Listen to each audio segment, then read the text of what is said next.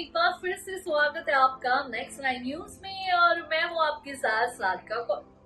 जहां अक्सर अक्षय कुमार और ट्विंकल खन्ना लाइमलाइट में बने रहते हैं, वहीं ट्विंकल खन्ना के पिताजी की बात की जाए तो वो भी कंट्रोवर्सी और लाइमलाइट से ज्यादा दूर नहीं थे।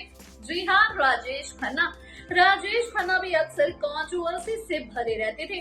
वहीं भी बात करें नीता अंडानी की तो उनके साथ अपने रिश्तों को लेकर अक्सर राजेश खन्ना के ऊपर बहुत सी उंगलियां उठी। वहीं पर खुद अडवाणी ने भी राजेश खन्ना पर कई तरीके के आरोप लगाए, लेकिन आज राजेश खन्ना जो कि इतने बड़े सुपरस्टार थे हमारे बीच मौजूद नहीं है। वहीं आपको बता दें, राजेश खन्ना की कुल संपत्ति 1000 करोड़ से भी ऊपर की थी।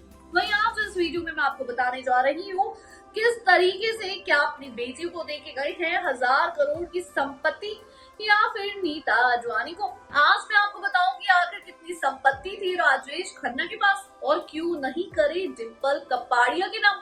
चलिए देखिए हमारी ये रिपोर्ट और जानिए राजेश खन्ना की संपत्ति से जुड़ी कुछ खास और रोचक बातें। बेटियों के लिए 1000 करोड़ की संपत्ति छोड़ गए थे राजेश खन्ना। पत्नी डिंपल को कर दिया था संपत्ति से बेदखल। बॉलीवुड के पहले सुपरस्टार राजेश खन्ना का जन्मदिन 29 दिसंबर को आता है। वहीं राजेश खन्ना हमारे बीच होते तो 78 इयर्स के हो चुके होते। राजेश खन्ना का जन्म 29 दिसंबर 1942 को अमृतसर में हुआ था। बॉलीवुड के सबसे खूबसूरत अभिनेता कहलाते थे राजेश खन्ना, जो अपनी दिलकश मुस्कान के लोगों के दिलों में घर कर जाते थे। आज राजेश खन्ना हमारे बीच नहीं है, लेकिन आपको बता दें उनके जन्मदिन को अपने जन्मदिन के साथ सेलिब्रेट हर साल करती है ट्विंकल खन्ना। जी हाँ, 29 दिसंबर को ही ट्विंकल खन्ना का जन्मदिन भी होता है। राजेश खन्ना अपना जन्मदिन बड़ी बेटी ट्विंकल खन्ना के साथ शेयर किया करते थे। वहीं बता दें राजेश खन्ना अपनी बेटियों से बेहद प्यार किया करते थे। डिंपल कपाड़िया के साथ राजेश खन्ना की शादीशुदा जिंदगी ज्यादा खुशहाल नहीं थी। दोनों शादी के 11 साल बाद एक दूसरे से अलग रहने लगे थे, लेकिन अपनी दोनों बेटियों ट्विंकल खन्ना और रिंकी खन्ना पर काका बाबू जान छिड़कते थे और यही वजह थी कि जीवन के आखिरी दिनों में राजेश खन्ना अपनी विशाल संपत्ति बेटियों के नाम कर गए थे। राजेश खन्ना करीब 1000 करोड़ की चल अचल संपत्ति के मालिक थे। कहा जाता है कि राजेश खन्ना ने वसीयत पहले ही तैयार करवा ली थी। कहते हैं कि दुनिया को अलविदा कहने से पहले खन्ना परिवार वाले खन्ना घर वालों के सामने अपनी वसीयत को पढ़वाना चाहते थे। राजेश खन्ना की वसीयत को दामाद अक्षय कुमार, पत्नी डिंपल कपाड़िया और कुछ दोस्तों की मौजूदगी में पढ़ा गया था। इस वसीयत के मुताबिक राजेश खन्ना ने अपनी तमाम जायदाद को 2 बराबर हिस्सों में बांटकर दोनों बेटियों ट्विंकल और रिंकी खन्ना के नाम पर कर दिया था। राजेश खन्ना की 1000 करोड़ की संपत्ति में उनका मशहूर बंगला, आशीर्वाद, बैंक खाते और अन्य चल अंचल संपत्ति शामिल थे। खास बात यह है कि राजेश खन्ना ने अपनी संपत्ति से डिंपल कपाड़िया और live in partner Anita Advani को पूरी तरीके से बेदखल कर दिया था। अपनी जायदाद का छोटा सा भी हिस्सा राजेश खन्ना ने डिंपल या फिर 10 साल से उनके साथ रहने वाली महिला अनीता अडवाणी के नाम नहीं किया था। हालांकि अनीता अडवाणी ने राजेश खन्ना की संपत्ति में अपना हिस्सा हासिल करने के लिए कानूनी जंग भी लड़ी, लेकिन उनके हाथ कुछ भी नहीं आया।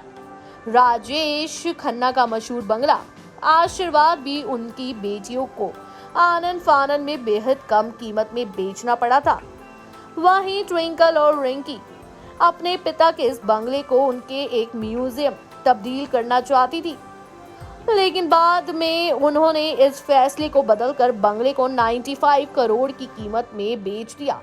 काका बाबू के इस आइकॉनिक बंगले को ऑलकोर्गो लॉजिस्टिक लिमिटेड के चेयरमैन और एमडी शक्ति शेट्टी ने खरीदा था।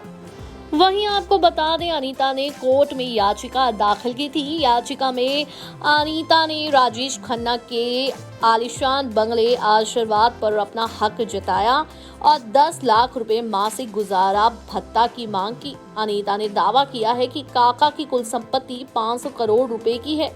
वहीं आपको बता दें, मुंबई के एक स्थानीय अदालत में सुपरस्टार राजेश खन्ना के live in partner Anita Advani की याचिका पर सुनवाई भी हुई। याचिका में अनीता ने राजेश खन्ना के आलीशान बंगले की डिमांड की, 10 लाख रुपए महीने की भी डिमांड की। वहीं अनीता ने अक्षय कुमार, डिंपल कपाड़िया, ट्विंकल खन्ना और रिंकी खन्ना के खिलाफ घरेलू हिंसा का भी मामला दर्ज करवाया था। वहीं एक अखबार में छपी खबर के मुताबिक अनीता अडवाणी ने दावा किया था कि वो 33 ईयर से राजेश खन्ना के साथ लिव इन रिलेशनशिप में थी।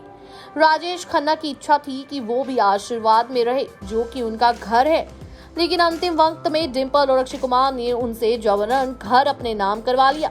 वहीं सुपरस्टार राजेश खन्ना के निधन के बाद उनकी संपत्ति में हिस्सा पाने के लिए उनकी तथाकथित लिव इन पार्टनर रही अनीता अडवाणी कोई कसर नहीं छोड़ा। उसके लिए कोई भी हथकांड अपनाने को गुजर रही थी वो। इसी क्रम में अनीता अडवाणी ने राजेश खन्ना और अपने संबंधों के बारे में सनसनीखेज खुलासे भी किए। अनीता अडवाणी ने यह भी दावा किया कि 13 साल की उम्र में ही राजेश खन्ना ने उन्हें पहली बार किस किया था और इसके बाद उन्होंने उसका यौन शोषण भी किया, जिसके बाद उनको उनसे प्यार हो गया और वो उन्हीं के साथ रहने लगी। जी हाँ, ना तो प्रॉपर्टी करी अपनी बीवी डिंपल कपाड़िया के नाम और ना ही करी अनीता अडवाणी, जो कि उनकी लवर थी। कहते हैं कि वो उनके बचपन की दोस्त थी। वहीं राजेश खन्ना के रिश्ते डिंपल कपाड़िया के साथ भी कुछ अच्छे नहीं थे। उनका ध्यान रखा करती थी सिर्फ और सिर्फ अनीता अडवाणी।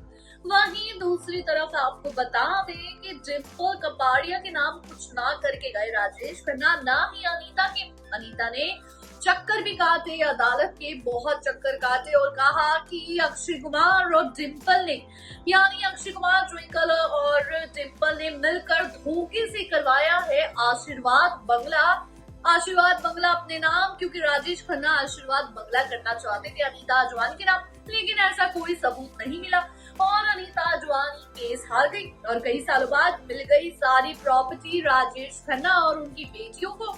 वहीं दूसरी तरफ आपको बता दें, अनीता अडवाणी ने बहुत बड़े बड़े आरोप भी लगवाए थे राजेश खन्ना पर कि राजेश खन्ना ने बचपन पे उसका किया था यौन शोषण और वहीं उनको हो गया था उनसे प्यार और इसलिए दोनों रहने लगे थे साथ। इन बातों में भी कोई सच्चाई नहीं है, लेकिन ये स्टेटमेंट खुद अनीता ने दिए थे।